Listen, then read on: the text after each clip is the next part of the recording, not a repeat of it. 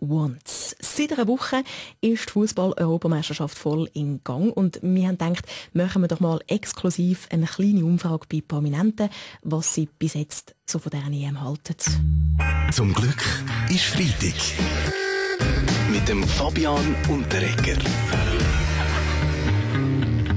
Wir fangen politisch links an beim grünen, aufstrebenden Jungnationalrat Bastien Chiraud. Ja, gut, vielleicht zuerst etwas zu meiner eigenen Person. Selbstverständlich hätte ich auch als Fußballer Gras punkten, aber wenn ich Nationalhymne singe, versteht man mich noch weniger gut. Ja gut, aber das kann Ihnen auch als Politiker passieren. Wie meinen Sie das? Ich finde es vorbildlich, wie die Multimillionäre an dieser Europameisterschaft zu Fuss über Rasen säckeln und nicht mit dem Offroader blochen. Vielen Dank, Herr Giro. Machen wir weiter in unserer Umfrage. Gehen wir von links nach rechts. Ja, Nationalrat richtig. Christoph Mörgeli. Ja, da sieht man wieder mal, wie viele Ausländer wirklich in der Schweiz leben. Obwohl die Schweiz nicht dabei ist, sind die EM-Beizen voll. Wissen Sie, auf die untreuen Doppelbürger, Papierschweizer, die jetzt für ein Drittwelt-EU-Land jubeln und fährt, können wir bei unserer geistigen Landesverteidigung verzichten, verstehen Sie? Verhalten schlagen. Wie geht es eigentlich unserem Nationaltrainer Ottmar Hitzfeld? Habe ich mich gefragt, weil bei dieser EM ist er ja sozusagen abgeschlossen. Doch,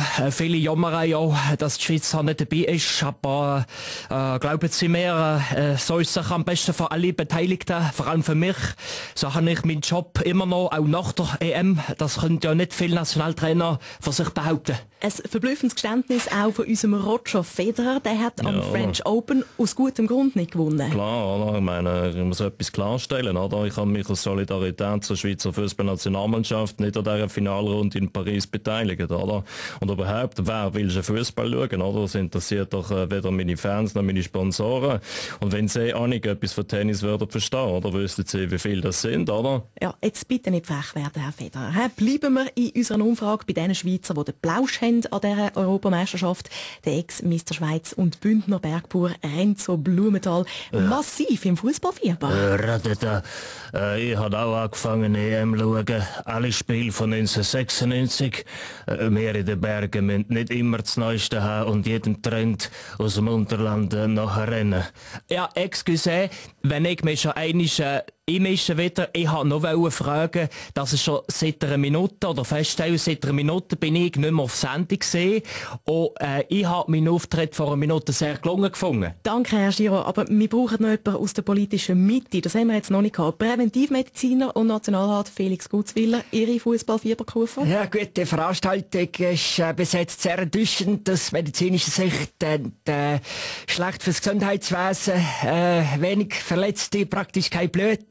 Zum Glück verdient mein Kollege in Polen und Ukraine an diesen übel zugerichteten Fans, die von Hooligans intensiv vorbehandelt worden sind.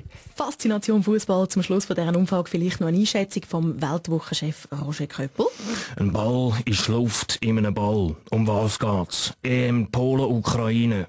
Wir von der Weltwoche haben aber herausgefunden, dass Polen und Ukraine gar nicht ein einziges Land sind. Das haben Sie letzte Woche schon gesagt, Herr Köppel. Gut, die Tatsache ist die, ich komme jede Woche sowieso mit der gleichen These. Zum Glück ist Freitag. Mit dem Fabian Unterreger.